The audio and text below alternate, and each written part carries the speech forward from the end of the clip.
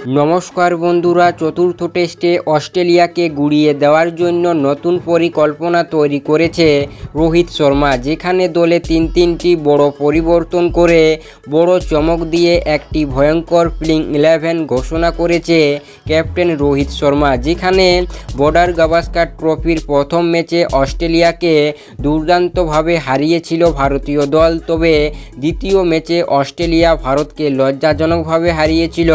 তবে গাবার মাঠে তৃতীয় টেস্টে বৃষ্টির কারণে ম্যাচটি ড্র হয়, তাই কিন্তু সিরিজ এখন 1-1 সমান রয়েছে। তাই চতুর্থ টেস্টে অস্ট্রেলিয়াকে হারিয়ে সিরিজ জেতার জন্য ভারতীয় দল এক ভয়ঙ্কর প্লেইং 11 ঘোষণা করল ইতিমধ্যেই, যেখানে আগামী 26 তারিখ থেকে এই কিন্তু টেস্ট খেলাটি শুরু হতে চলেছে।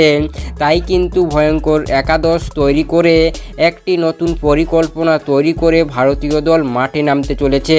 তাই কেমন হতে চলেছে ভারতীয় দলের সেরা একাদশ অস্ট্রেলিয়ার বিপক্ষে চতুর্থ টেস্টের জন্য জানাবো এই ভিডিওতে। দলে কি বড় পরিবর্তন করছে সম্পূর্ণ কিছুই, তাই অবশ্যই ভিডিওটি শেষ পর্যন্ত দেখতে থাকুন।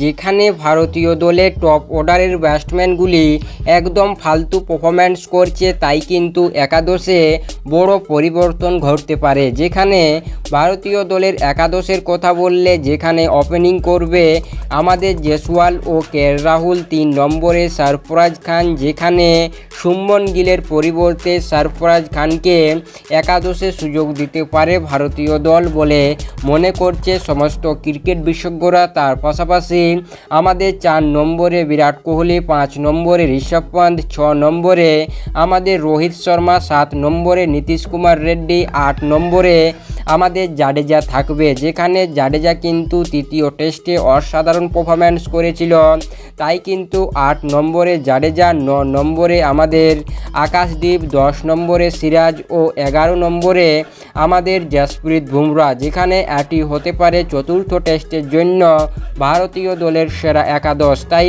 এই একাদশকে নিয়ে আপনাদের কি মতামত অবশ্যই কমেন্ট সেকশনে লিখে জানাতে ভুলবেন না।